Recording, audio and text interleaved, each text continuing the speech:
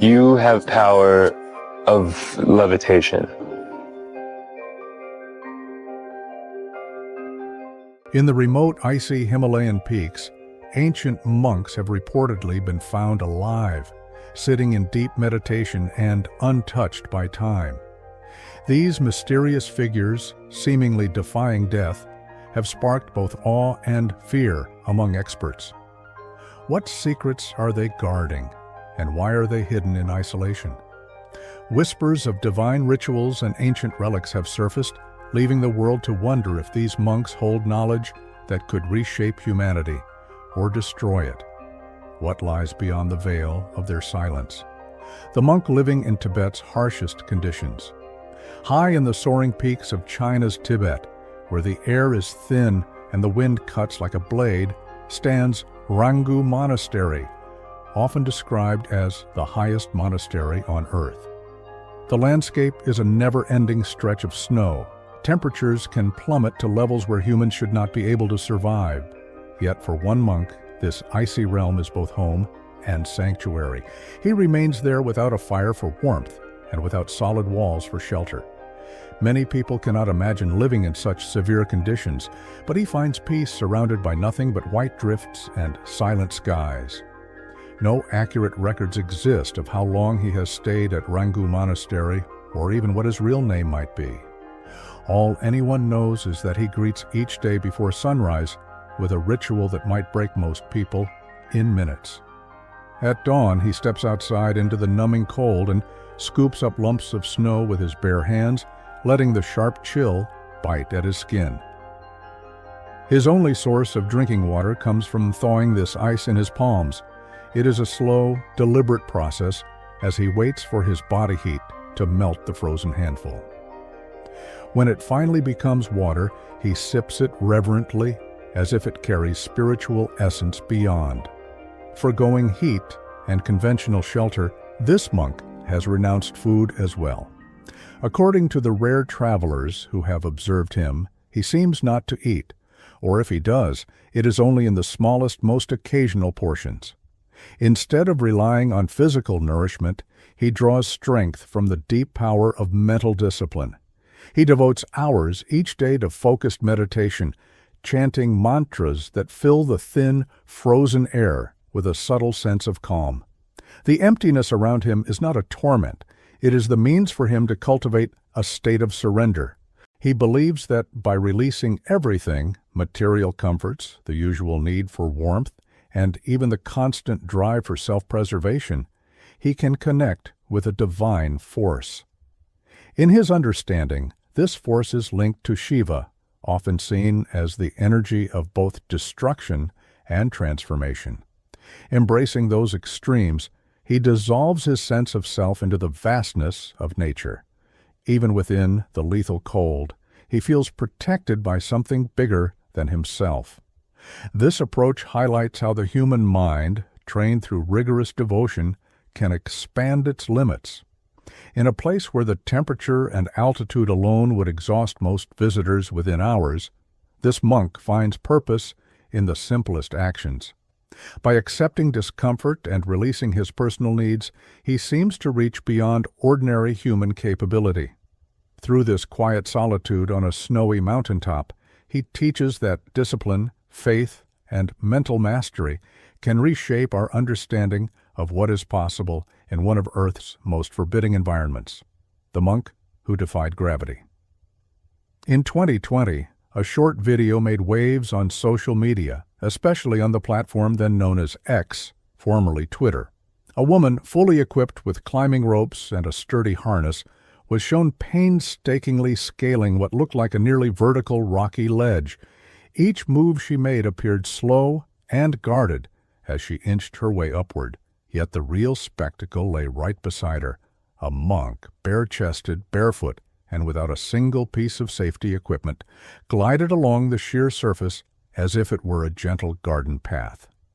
This clip, shared by user Tanzu, quickly drew a flood of comments. The monk seemed to cling to the rock in a way that looked close to impossible, a feat that defied what most people consider normal human ability. Many credited his success to a blend of yoga, meditation, and many years of constant training. Observers also noted that he did not climb straight up. He used a side-to-side motion to minimize the slope's steepness. Such efficiency in movement showcased not only physical prowess, but also a calm, precise understanding of the mountain itself. The key to his achievement likely rests in mastering his mind first. While physical fitness is necessary to handle a difficult climb, many believe the real breakthrough comes from quieting fear. Panic is one of the biggest risks in any dangerous activity, and especially in climbing without protection. By keeping his breathing slow and his attention fully in the present, the monk replaced anxiety with unwavering composure. This approach shows why mental discipline can be as vital as muscle strength in any challenge. The reaction from viewers worldwide was a mix of awe and curiosity. How can a person scale a vertical expanse of rock without shaking from fear or strain? According to accounts from those familiar with monastic training, individuals like him spend countless hours focusing on stability, clarity, and acceptance of risk. Their routines include long sessions of meditation that still the mind, allowing them to remain unruffled by tension or hesitation. In their perspective, climbing becomes not a physical contest, but a form of spiritual practice, one that merges body and nature. This modern glimpse into a monk's skill reminds us that extraordinary feats often have roots in dedicated inner work. While gyms and equipment help strengthen people's bodies, a deep commitment to mental clarity may be what truly unlocks impossible-seeming abilities. The reincarnated leader. In the rolling landscapes of Tibet, the search for each new Karmapa sparks a blend of mystery and reverence. The Karmapa is more than just a figurehead. He represents a line of spiritual masters in the Karmaku school of Tibetan Buddhism. Upon the passing of one Karmapa, special clues such as sacred letters, visions, and threads of prophecy guide monks to discover where the next reincarnation has taken birth. It is said that this recognized child is a living vessel of ancient wisdom, connecting past and present through a chain of rebirths. Such a process occurred in 1985 when a boy named Apogaga was born to a small nomadic family in Tibet. His arrival gave rise to unusual events: his mother's vivid dream, reports of symbolic birds perched on their tent, and unexplained sounds in the surrounding valley. To many inhabitants of this region, these were hints from the spiritual world. By the time he was 4, Apogaga had already begun his monastic studies, hinting he was no ordinary child. In 1992, at the age of 7, he told his parents they must move their camp to another valley. Soon after, a group of Karmaku monks arrived with a secret letter that the 16th Karmapa had written before passing away. The letter detailed where his next incarnation would appear, along with names and circumstances. Each piece matched Apogaga's situation exactly. Soon he was formally recognized as the 17th Karmapa, Ogyen Trinley Dorje. This recognition was confirmed by the 14th Dalai Lama, adding further legitimacy. Even the Chinese government, known for its tight control over Tibetan affairs, acknowledged him. He was then taken to Surfu Monastery, the traditional seat of the Karmapas, to begin a path of formal study and spiritual leadership. One of the most symbolic events tied to his office is the Black Hat ceremony. Legend says the special hat he wears was woven from the hair of celestial beings and granted by the Buddha. When the Karmapa officially dons it, devotees believe it amplifies his spiritual presence. The ceremony includes offerings, prostrations, and contemplative prayers that aim to unite his mind with higher compassion. The hat itself stands as a bridge between the worldly realm and the sacred, allowing the Karmapa's spiritual energy to shine as a guiding beacon for his followers.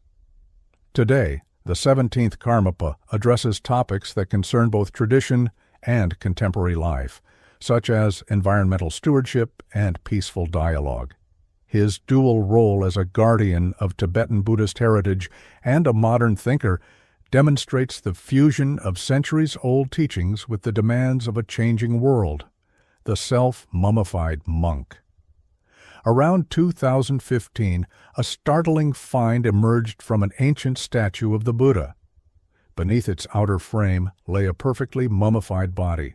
Researchers had expected to discover a simple clay or stone interior, but what they found was the preserved form of the Buddhist monk Liu Quan, sitting in meditative posture.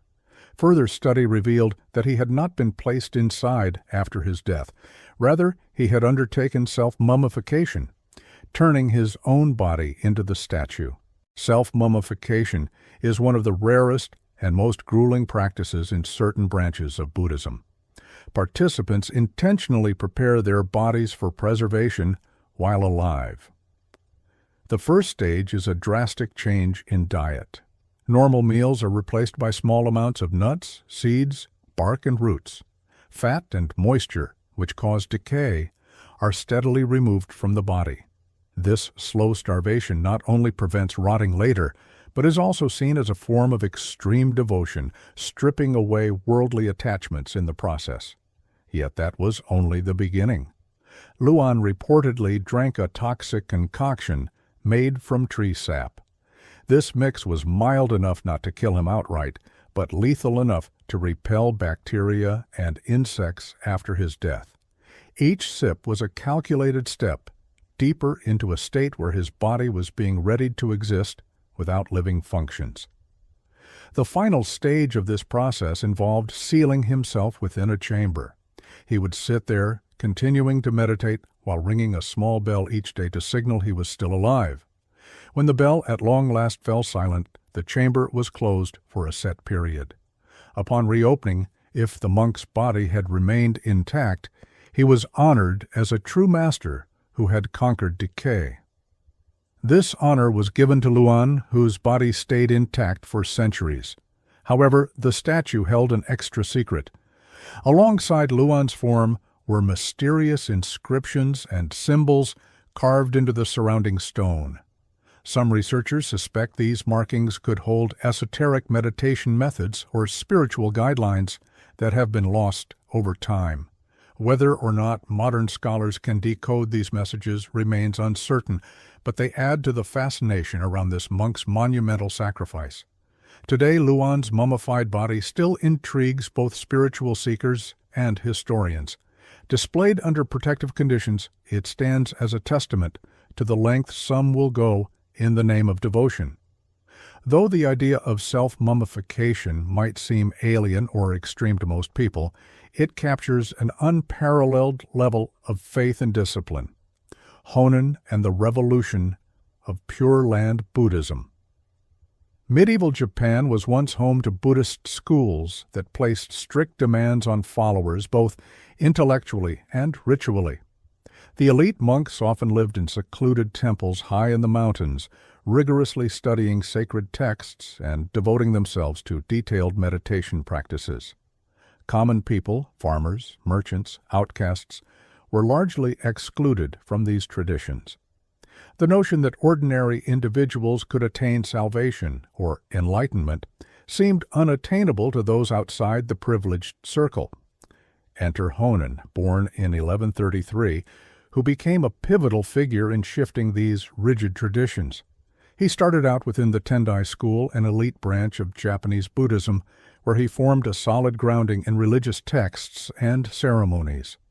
With time, though, he grew troubled by the idea that spiritual liberation might be closed off to average people, a question that shook the foundations of the religious hierarchy. During his search, Honen delved into Pure Land teachings. These teachings center around faith in Amida Buddha, who is believed to have created a pure realm of rebirth open to anyone who calls upon him with sincere trust. Instead of advanced rituals or scholarly knowledge, salvation in the Pure Land tradition hinges on a single phrase, Namu Amida Butsu. By invoking Amida's name, believers express both gratitude and hope that they will be guided into the Pure Land after death. This message spread quickly among social groups who had never seen themselves as candidates for enlightenment.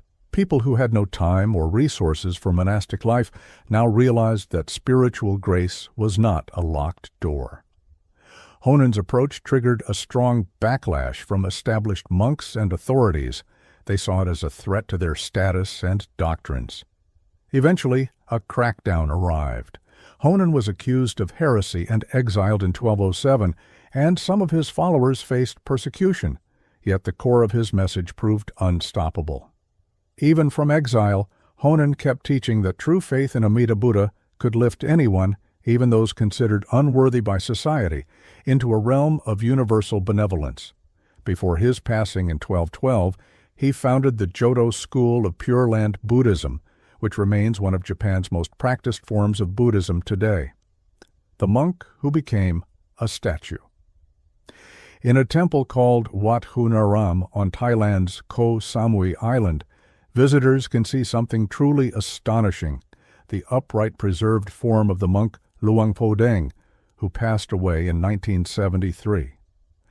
Decades have come and gone, yet his body has remained recognizable and uncorrupted, encased in a glass enclosure so anyone can witness this curious phenomenon. Tourists and devotees alike pause in quiet awe when they see a monk who appears as if time has simply stalled around him. Luang Pho Deng was known for his devout commitment to the Buddha's teachings and for leading a life of moderation. He practiced meditation daily and encouraged others to pursue both moral conduct and mental clarity. According to temple records, when he felt his life nearing its end, he informed followers of his wish to leave his body so they could display it as a symbol of faith. He then passed away in meditation, seated in a calm posture. At first, his disciples had no reason to expect anything unusual. They followed their customs, preparing to pay respects. But after some time passed, they noticed that his body showed no classic signs of decay. The dryness of the environment and his simple plant-based diet may have played some role, but many see it as a sign that his deep spiritual practice created a serene state untroubled by physical breakdown. Medical professionals have occasionally examined his body. While various scientific factors could contribute to preserving a corpse, the exact reason for such long-term stasis remains partly mysterious. Some people suggest that his spiritual discipline strengthened a certain harmony between mind and body that did not simply vanish at death. Others hold a more devout perspective, believing that his purity of heart and unwavering focus on enlightenment produced this phenomenon. Because of this extraordinary preservation, his followers keep him seated in the same meditative pose he was in at the moment of his passing. He wears sunglasses to cover eyes that have lost their natural appearance over time. Yet even with these small modifications, he stands as a quiet reminder of a monk's selfless life and steadfast devotion to his beliefs. Today, those who visit Wat Kunaram can reflect on what it means to live and die with awareness. Luang Pho Deng's presence is not treated as a morbid display, but as an inspiring example of how strong faith and constant practice can transcend ordinary limits. His serene posture urges onlookers to consider the deeper nature of the human journey and how unwavering spiritual commitment might defy the usual decay of the physical form. Bodhidharma, the father of Shaolin Kung Fu. Bodhidharma, an Indian monk who lived in the 5th or 6th century, is widely revered for bringing Chan Buddhism to China and for sowing the seeds that would later grow into the famed Shaolin Kung Fu. His life story weaves together fact and legend, but all accounts emphasize his dedication to authentic spiritual insight over scripted ceremony. Tales say that upon his arrival in China, he faced skepticism and even imperial doubt. One well-known story involves Emperor Wu of Liang, a patron of Buddhism who had financed the building of temples and the production of sacred texts. When the emperor asked Bodhidharma what merit he had gained from these deeds, Bodhidharma bluntly replied, "None whatsoever." This response shocked the emperor, who had expected praise. However, Bodhidharma's stance was that external works, no matter how grand, do not automatically lead to true spiritual understanding. Instead, genuine insight requires personal experience of emptiness and awareness. From there, Bodhidharma journeyed to the Shaolin Temple, where he is said to have meditated in a cave for 9 straight years. During that time, he sat motionless, eyeing the cave wall and diving deeper into a state of inner stillness. Legends claim that at one point he grew frustrated with his own drowsiness and tore off his eyelids to stay awake. Historical accuracy aside, these stories underline a powerful dedication to self-discipline. During Bodhidharma's stay, he noticed that many of the Shaolin monks struggled physically. Extended hours of sitting meditation had left them weak and prone to illness. Bodhidharma introduced exercises designed to energize the body while sustaining mental focus. Over time, these drills evolved into martial forms that combined agility, defensive movements, and spiritual concentration. This fusion of body and mind gave rise to what is known today as Shaolin Kung Fu, an art meant to sharpen reflexes and fortify the body for deeper meditative practice. Bodhidharma's influence did not stop at martial arts. He also transmitted core teachings that shaped Chinese Buddhism, emphasizing direct experience over intellectual debate. The Chan tradition, which eventually became Zen Buddhism in Japan, holds him as a patriarch. This tradition sees formal study as useful, but not enough. Real awakening arises from a direct insight into one's nature. Centuries later, Bodhidharma remains a symbol of spiritual strength and authenticity, valued by monks, martial artists, and seekers who wish to unite the physical with the mental. Marpa Lotsawa. In 11th century Tibet, religious knowledge was often guarded by distance and language barriers. Marpa Lotsawa, whose name can be translated as Marpa the Translator, dedicated his life to bridging those gaps. Born around 1012, he made multiple perilous trips to India, traversing steep Himalayan paths on foot and enduring dangers from both the harsh terrain and potential robbers. His goal was to collect the sacred teachings of Buddhism directly from the most esteemed Indian masters and bring them back to his homeland. More than just a traveler, Marpa was a devoted student of various Indian sages, including the legendary Yogi Naropa. Under their guidance, he gained a thorough understanding of complex Buddhist texts and specialized tantric instructions. This was no simple academic project. Transmission of these teachings required deep spiritual immersion. Marpa had to embody the methods he learned and prove his commitment to practice before receiving final blessings. When Marpa returned to Tibet, he translated these collected teachings from Sanskrit into Tibetan, making them available to a new generation of seekers. He famously worked with intricacies of language and spiritual insight to capture not just the words but the true essence of master-disciple instruction. He made sure that cultural nuances were not lost in mere word-for-word substitution, which allowed Tibetan practitioners to connect to these teachings as if they had studied under Indian gurus themselves. Perhaps one of Marpa's most significant contributions to Tibetan Buddhism was his mentorship of Milarepa, who became among Tibet's most celebrated poets and yogis. But Milarepa's road to awakening was not free of pain. Marpa tested him in unconventional ways, instructing him to build and then demolish stone towers repeatedly. These tasks served as a harsh form of karmic purification, forcing Milarepa to confront guilt from his past wrong actions. Only after enduring these trials did Marpa pass on the profound meditation techniques that guided Milarepa toward enlightenment. Through all these endeavors, Marpa shaped the Kagyu school of Tibetan Buddhism, which continues to flourish. His dedication ensured that valuable scriptures survived and were preserved through generations. Students in Tibet could now access the heart teachings of great Indian masters, unlocking meditation practices and spiritual philosophies once hidden behind borders and language. Sri Ramakrishna, Born in 1836 near Kolkata, India, Sri Ramakrishna grew up in a poor but devout Hindu family. Early in life, he became a priest at the renowned Dakshineswar Kali temple, where his intense devotion to the goddess Kali brought him into states of spiritual ecstasy. Hour after hour, he would immerse himself in prayer, chanting, and profound meditation, at times losing awareness of the outer world. Temple visitors often found him in these deep trances, describing how a wave of otherworldly presence seemed to flow from him.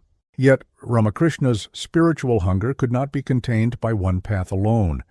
He was curious about the truths lying within other faiths, so he explored Christian teachings, turning his focus to Jesus Christ with the same fervor he dedicated to his Hindu devotions. He experienced visions that convinced him that divine love permeates Christian practice as well. He then tried Islamic worship, saying the name of Allah in prayer, and discovering a deep calm through that practice.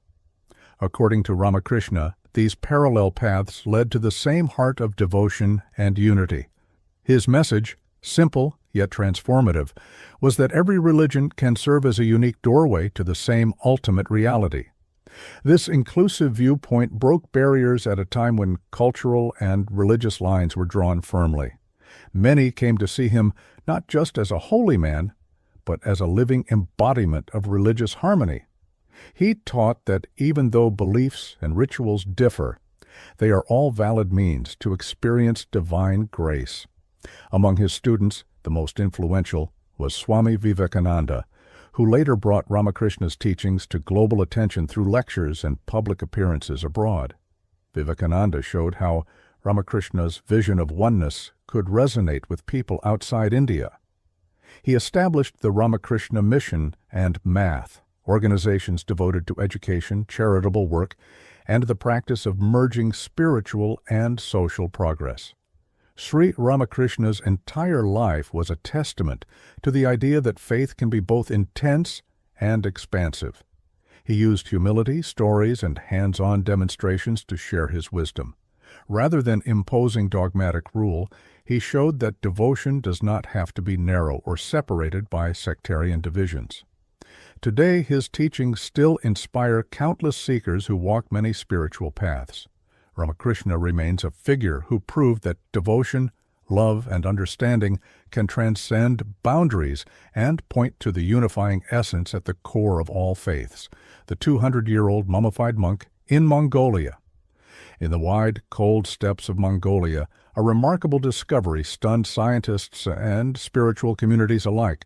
A monk's body, believed to be around 200 years old, found sitting upright in a meditative posture. The monk, still clothed in traditional robes, appeared so intact that onlookers could have believed he had just entered a moment of deep reflection. The dryness of the region's climate and freezing temperatures may have played a part, but many attributed the preservation to a rare practice called tukdam. Tukdam is rooted in certain Buddhist traditions and involves entering a state so close to death that physical functions almost cease. Yet the mind remains in profound meditation. Monks who practice tukdam are said to be in a space between life and death, maintaining a subtle awareness that keeps the body from collapsing into normal decay. Typically, this state might last a few days or weeks. The idea that someone could appear so pristine after 2 centuries goes beyond common understanding. Scientists who initially studied the body considered the possibility of natural mummification. Perhaps the region's sub-zero conditions froze the tissues, slowing decomposition. Some speculated that diet and herbal preparations handed down through secret monastic recipes also reduced bacteria that lead to decay. Others pointed to the notion that high-altitude living could lower oxygen and water content in tissue cells, creating a protective environment. However, local believers hold an even deeper view. They think the monk's devotion and unwavering spiritual practice guided him into a level of consciousness that defies normal biological limits. In their perspective, the body in meditation signals an ongoing link between this world and a higher reality. Whether or not physical science can explain every aspect, the presence of this monk has sparked renewed interest in the lessons of Buddhist dedication. Some claim that archives in Mongolian monasteries might contain references to special techniques or prayers used to facilitate prolonged states, but these records remain sparse or unverified. Even if more documents surface, the mixture of myth, faith, and practicality will likely keep the truth partly veiled. What is obvious is that the 200-year-old monk represents not just a curious relic, but also a testament to the extreme dedication certain Buddhist practitioners embrace. In an age when modern medicine typically defines the edges of life and death, the monk serves as a case study that challenges perceptions of what is possible. Whether these phenomena stem from advanced meditation practices or purely natural conditions, the image of a person serenely at peace 2 centuries later continues to fascinate experts and the faithful alike. It reminds us that the human mind, when deeply trained, has more influence over the body than most might assume, and that spiritual devotion can lead to mysteries that remain difficult to fully unravel. Thanks for watching another episode. While you are still here, make sure to click the video on your screen for more quality content.